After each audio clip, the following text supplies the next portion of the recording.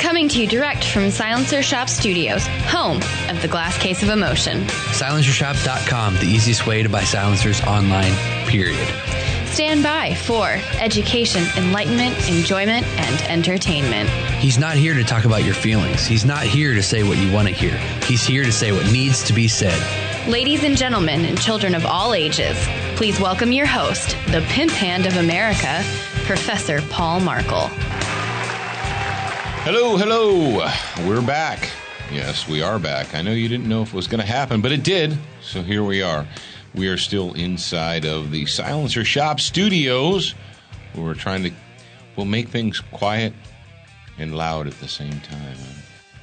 It's a conundrum because I have been accused of being loud, but I can be quiet too. Isn't that true, Jared? No. No? Okay. Thank you. Thank you for all your help and support over there on the outside of the Glass Case of Emotion. Now, many of you might be thinking, how can I come down and actually witness and see the Glass Case of Emotion for my very own self? Well, it's super easy. All you have to do is go to studentofthegungear.com and click on the training tab. There's a training tab, right, Jared? Yes. And if they do that, what will they find? Training classes. Training you can actually classes. just go to sotgu.com. It's a lot easier, a lot shorter, and it takes you directly to the training classes. So, is that like Student of the Gun University? yes. So if you type in SOTGU, it takes you, it says, did you mean shotgun? No, Google, I did not mean shotgun. I meant SOTGU. That's right. And I just jumped on there, according to this, there's a Beyond the Band-Aid class coming up on July 30th to the 31st. Now, we have 4 seats in that class filled already, but we still have at least 8 left. So if you want to get in on that, now is the time to do that. Also, we're going to do something a little bit different for you guys. We're going to do a Beyond the Band-Aid Wilderness Survival class. So what we're going to do is we're going to combine all of the Beyond the Band-Aid stuff that we've done previously, and we always do, and we're going to include some wilderness survival training in that as well. That should be a very interesting class, and I'm actually looking forward to participating in it. Are you looking forward to it, Jared? Yes, Jared says he is. And that's actually September 24th through the 25th, so you got some time for that right now. But if you want to get it, you're like, well, why would I want to do, I have a gun, and I have a pocket knife, and I have pepper spray and my phone, so I'm prepared. I have a phone, right? How many of you out there in the audience have friends, neighbors, relatives, people that may be even close to you and that you actually care about, and you ask them about emergency preparedness, and they reach in their pocket and they pull out their phone? And they're like, well, I have my phone. Oh, do you have that special tourniquet app on your phone that stops people from bleeding to death? You do? Oh, well, fantastic. Maybe they have that special Mylar space blanket app on their phone. And so if someone is has hypothermia and they're freezing to death, they can wrap them in their iPhone. You have that? You don't? How about the flare? How about the fire starting thing? Can you start fires with your iPhone? You can't, but I thought that was your survival plan. Folks, let's face it, in the modern world that we live in, there are human animals walking around out there, and you ask them about, preparedness and survival and so forth, wilderness survival, medical survival, whatever, and they show you their phone. Right. Now, for those of us that don't have a tourniquet app on our phone, we don't have a pressure dressing app on our phone, or maybe they make new phones here that have chest decomp needles in them or something, or NPAs. Can you maintain an open airway with your iPhone? Not that I know. It doesn't have an NPA app. Does it have a TPX app? TPX in the house. That's right. Some of you, if you were at the Beyond the Band-Aid class a couple of weeks ago, you know that I have a new rap name. And my new official rap name is TPX. That's right. I think I'm going to trademark that. So I know some people just fell off their chairs. I saw you. I saw you fall off your chair. It's okay. Pick yourself back up. Ooh, hey, Jared. What? This is episode number 397. Yeah, we're almost up there to 400. So what? We already hit 300. So what are we going to do for 300? We're going to wave bye-bye to it. We could do a. Oh, we did. We did a theme, a 300. Yeah, we did a 300 theme. Yeah, people. It was right before Christmas. Remember? That's right. People called in and congratulated us and all that stuff. I think what we're going to do for the 400th episode, in order to commemorate it. Now, I may or may not be in the state of Mississippi when the 400th one comes out. I may or may not be, and I may be somewhere else on planet Earth. But I think what we'll do is, in my hot little hands right now, I'm shaking it out of the box, I have a very cool thing.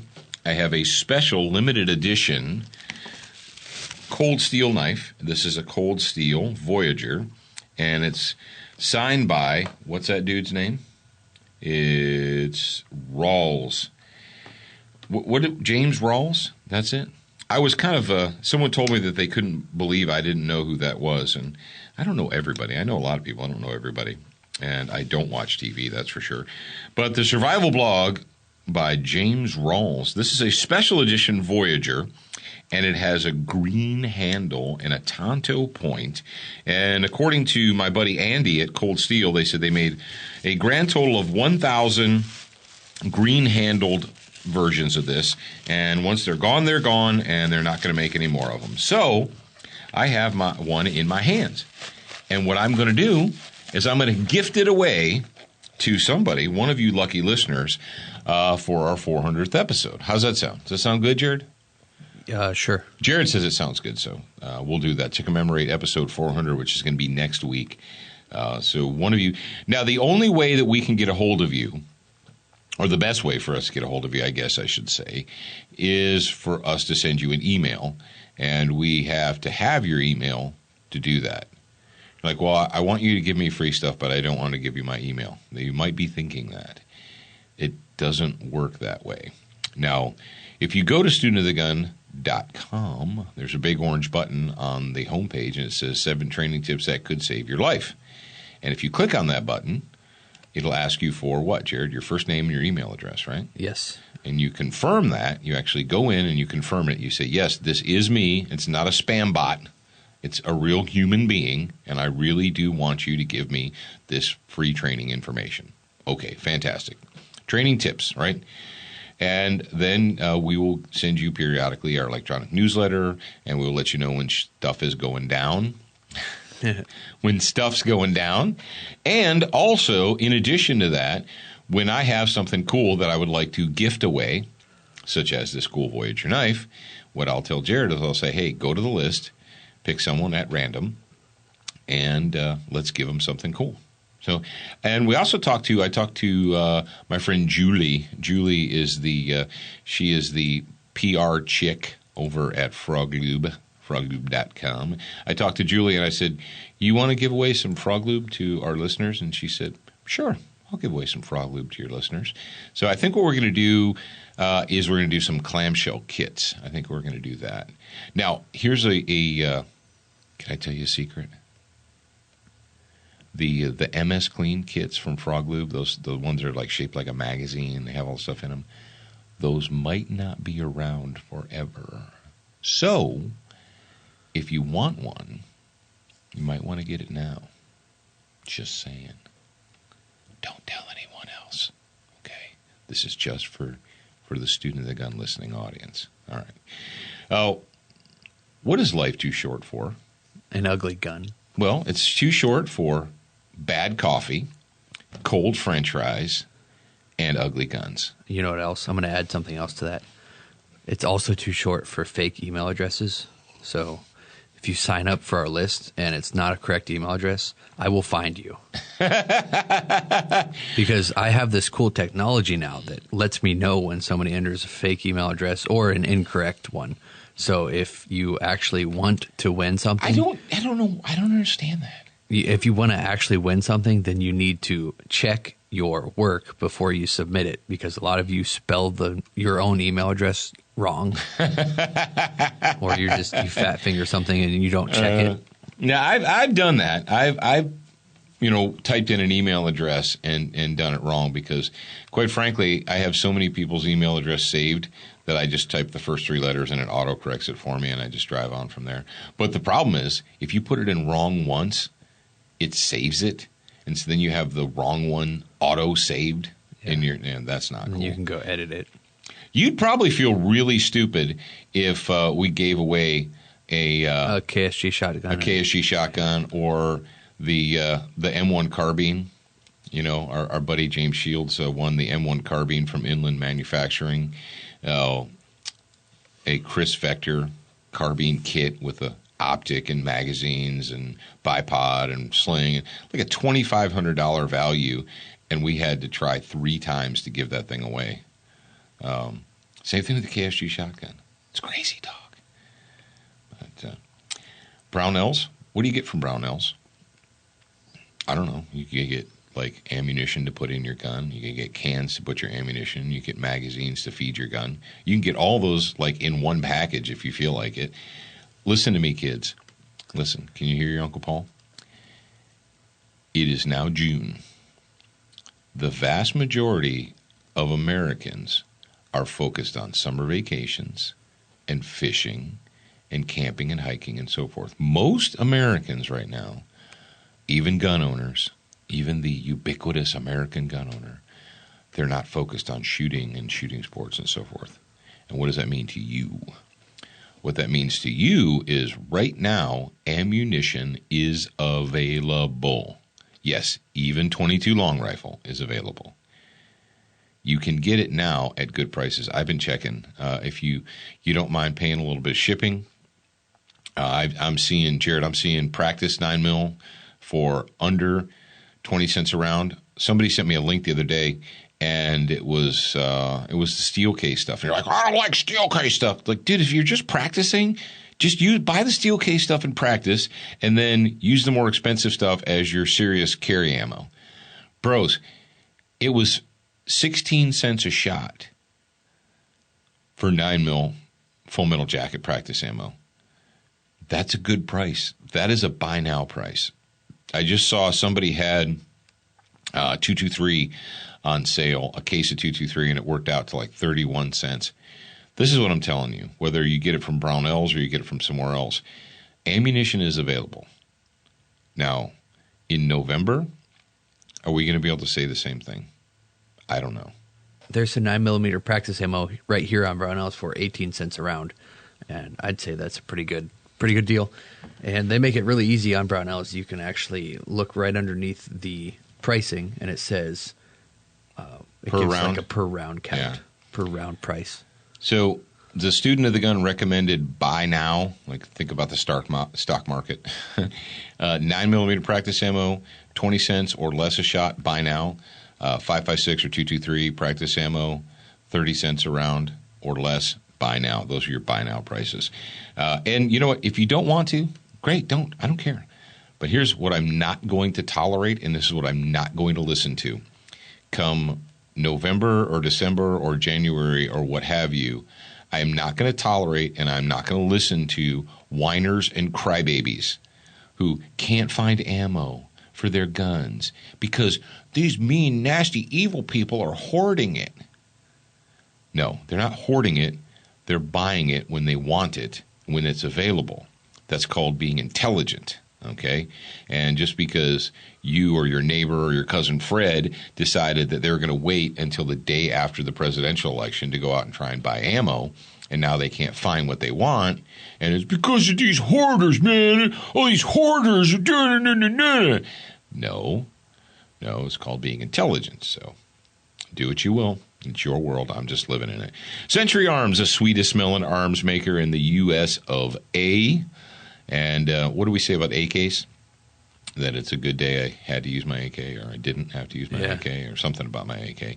But on a serious note, if you can find yourself one of the RAS 47s or the C39 V2 or any of that. If you can find what the price is right now on pretty much every gun. Dude, you know what I saw the other day? A new in the box AR-15. Now it had a flat rail with no rear sight, but $499.95. That's insane. That is insane. We're at the point now where you can get black rifles for the same price as a Glock pistol almost. That's crazy talk. That's insane. But I'm telling you this. Listen to me. All you kids out there in the audience they're playing the I'm Thinking game. You know that game, don't you, Jared?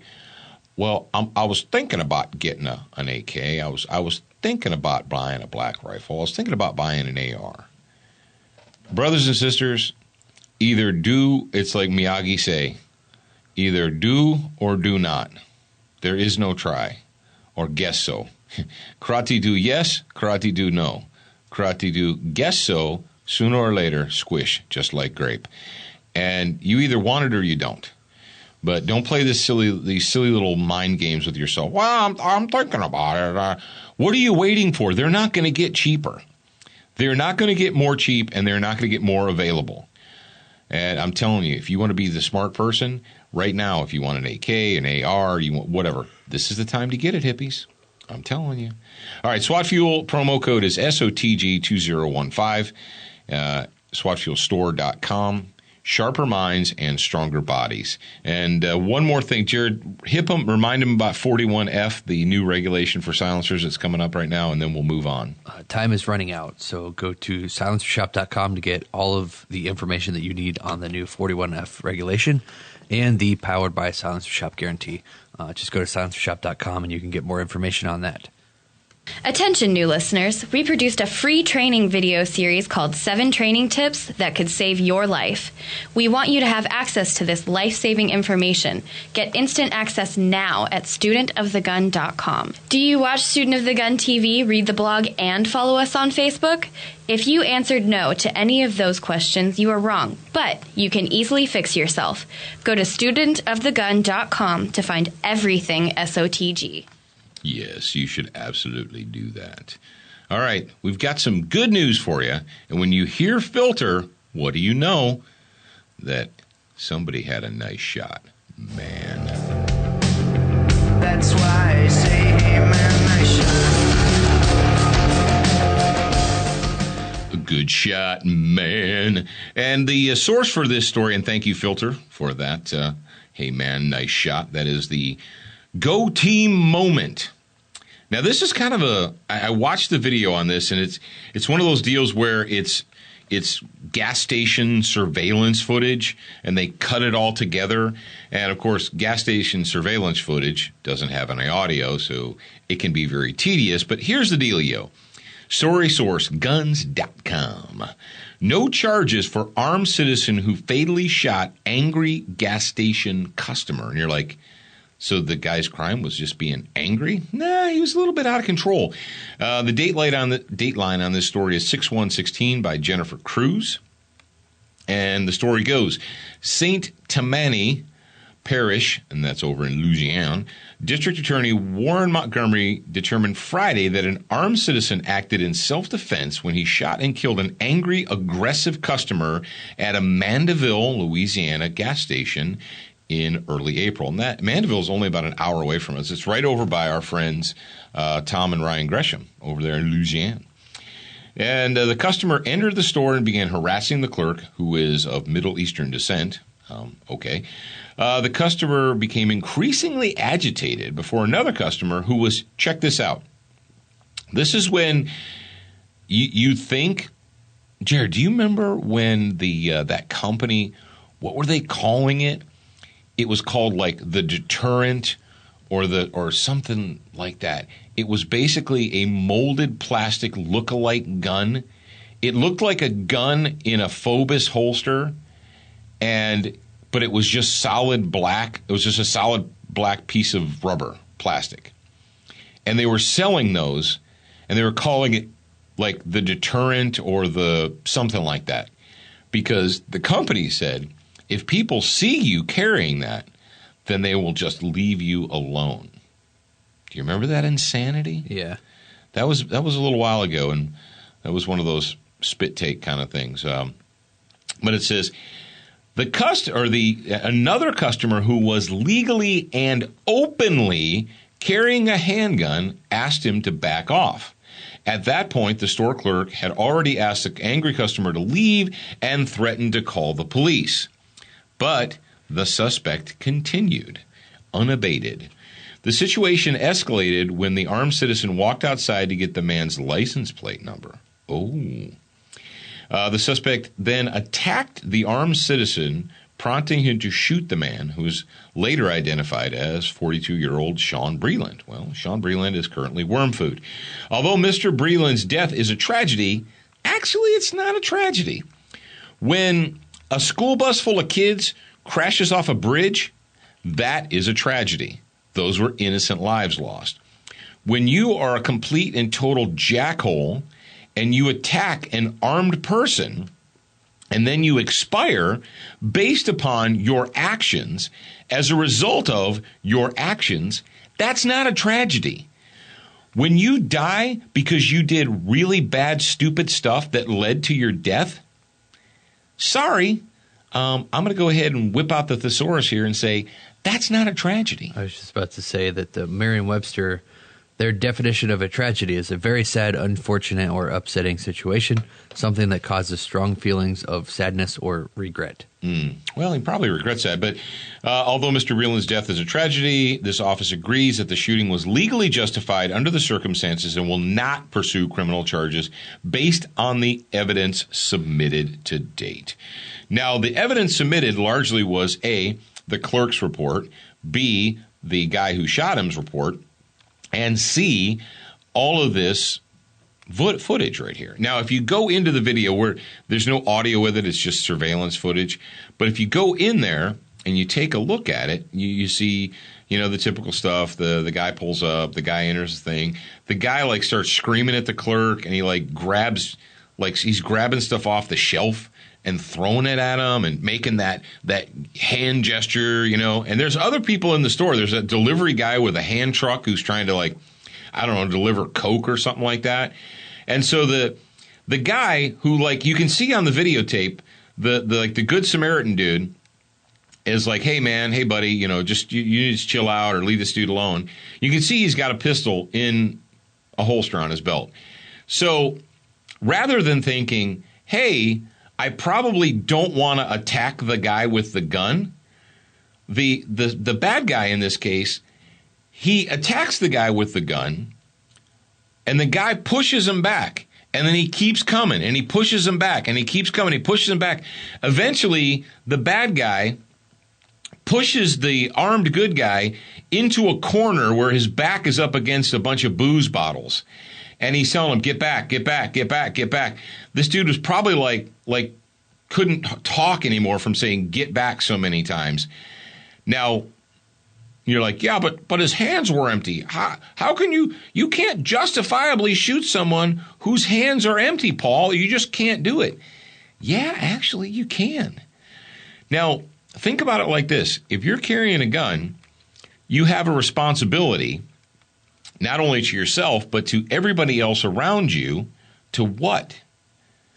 To secure that firearm. What happens if you say, well, this guy, his hands are empty, so I'm going to let him pummel me? So you allow a guy whose hands are, empty to pummel you, right? So while you're being pummeled by a guy with empty hands, what's going on with your gun? How is your gun being secured? If you allow yourself to become disabled, what happens to that firearm that you're responsible for securing? I don't know. Exactly. I don't know. Now, Jared, did you watch this video? I'm watching it right now. You're watching it. Now, did you notice what kind of did you see the shirt that the good guy is, the Good Samaritan with the gun? Do you see the shirt that he's wearing? What does it have on it? It's got a skull on it, right? It's a black T-shirt, and it looks kind of like the Chris Kyle. What's the Chris Kyle thing? Oh, the Punisher. It's a freaking Punisher skull. You know, what's Chris Kyle's organization? I mean, it was like the Punisher or something like that. But you know what I'm talking about. So you got a dude, an open carrier, who's wearing a black T-shirt that has the Punisher skull on it.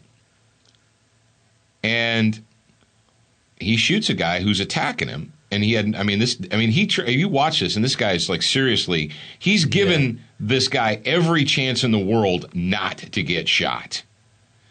And the guy apparently wasn't going to have it. He was going to be shot that day. If you listen to the reasonable, rational, the intelligentsia of the gun community, the shooting culture, what would they always tell you, Jared? What should you never wear? Anything that identifies you as a gun carrier. Never wear anything that would identify you as a pro-gun person.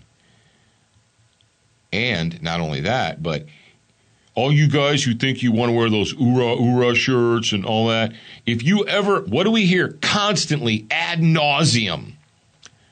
Well, you know, if you're wearing a Smith & Wesson shirt, or you're wearing a Glock shirt, or you're wearing a Chris Kyle, Punisher shirt or something, even if you're justified, this is what we're told by the intelligentsia, even if it's a justifiable shooting, they're still going to crucify you because they're going to bring up, look what kind of shirt he was wearing. Maybe, just maybe, your actions in a deadly force encounter, just maybe your actions are more important than what shirt you're wearing. Maybe. I don't know. But I don't live in New Jersey. And, the truth of the matter is, if this was New Jersey, well, first of all, he would have been openly carrying a gun. And he probably would have had to shoot him. He would have had to shoot him with Full Metal Jacket bullets. So he would have had to shoot him a lot of times because Full Metal Jacket bullets are just not as effective as controlled expansion bullets. That's the way it is. In New Jersey, the good guy probably would be prosecuted. Actually, in Australia, they would have conducted an autopsy on him before they killed him. So there's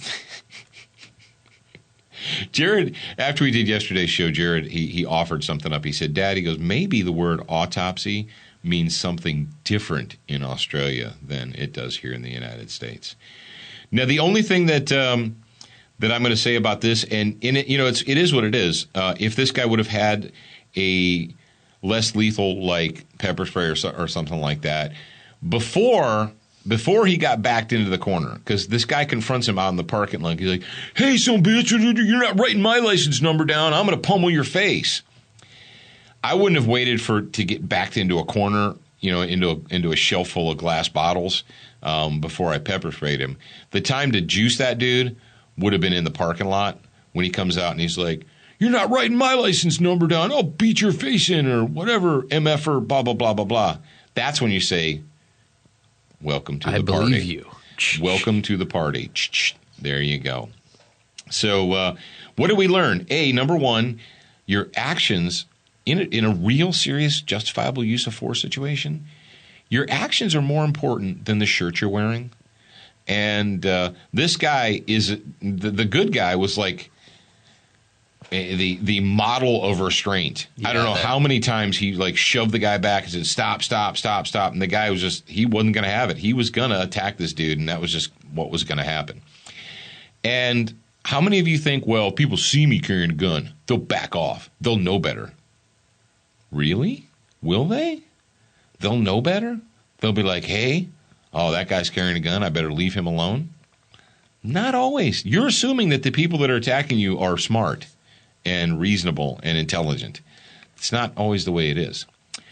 All right, I'm going to give you guys a little bit of something here. I'm just going to let you chew on this. I saw this story, and I could not comment on it. I felt this strong desire to comment on this, and it's it comes from California and a public school. So It's kind of a toss-up as what music you use. Grew up and went to school. There were certain teachers who would hurt the children any way they could.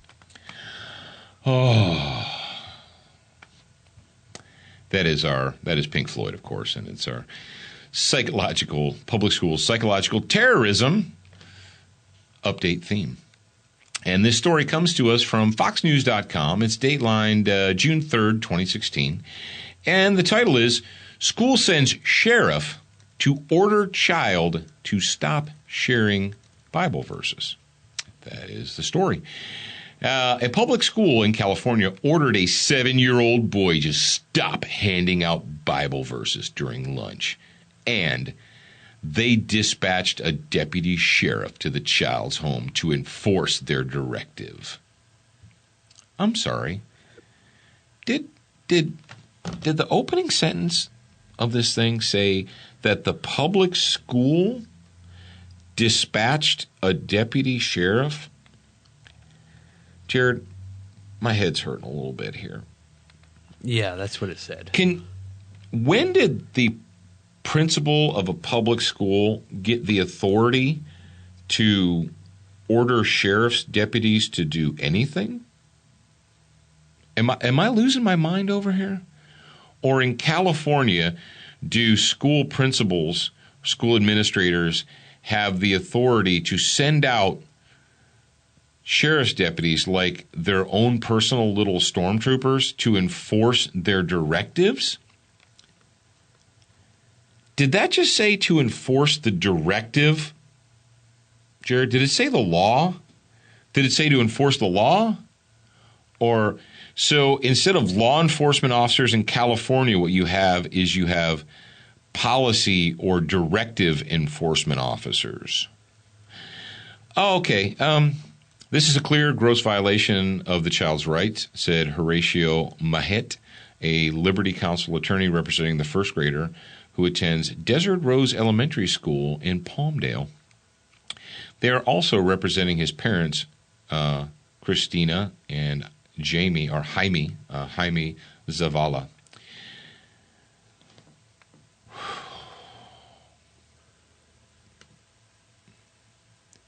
Here's what we know.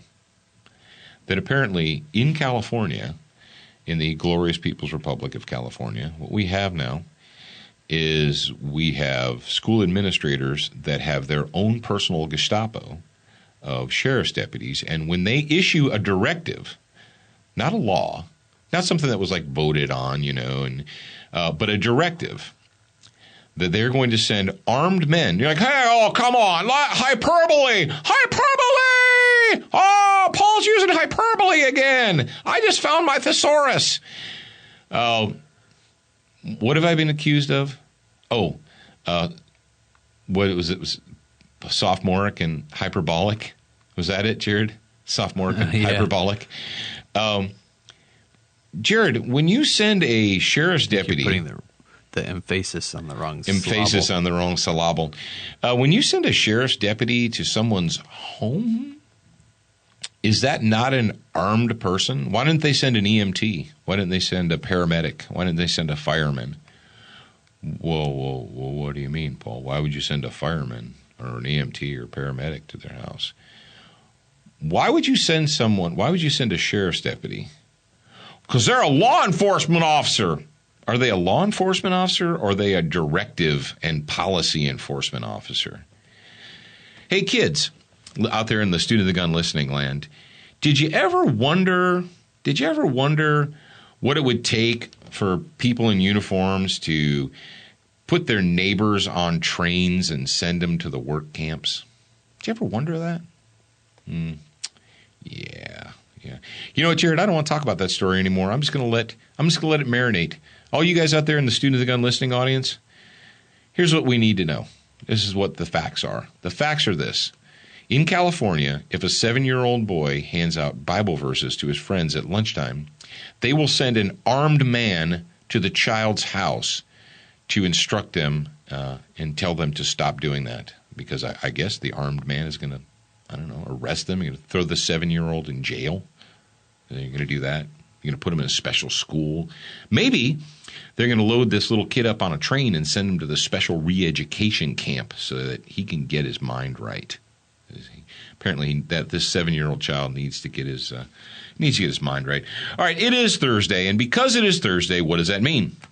Well, it means that it's time for a Student of the Gun homeroom brought to you by Crossbreed Holsters.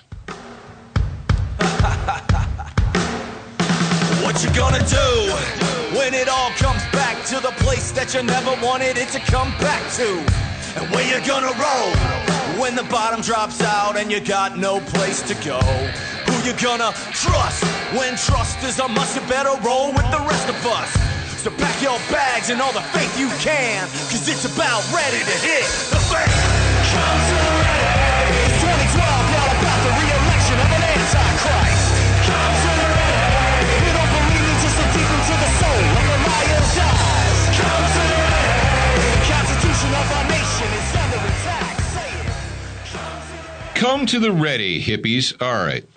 Today on our homeroom, we're going to talk about help your lady carry a gun. Help my lady carry a gun? Yeah. This topic actually came up this week at Student of the Gun University here, actually at the gym. I was talking to one of the instructors, and he's talking about getting his wife involved and trying to convince his wife to carry a gun and learn how to shoot a gun and all that, and how difficult it was. And I said, you are correct. And he said, I can't teach her. I don't want to teach her. And I said, good job. Good thought. Your head is in the right place. Because when it comes to wives, girlfriends, girlfriends still are trying to impress you for the most part. So they'll go to the range with you and they'll listen to you for the most part. Wives, not so much. I don't care how much experience you have shooting a gun. I don't care whether you're a cop, whether you're a soldier. I don't care if you're Todd Jarrett or Max Michel or any of the other super gunslingers in the world. If you have a wife, you are the moron that forgot to put the toilet seat down or up or take out the trash or whatever. You're not an expert in your wife's eyes. And if you want to keep the divorce lawyers off the phone, you're better off finding somebody else to train them. Go find a class, help them. Get them in the class. And you say, okay, I got her in the class. I did that.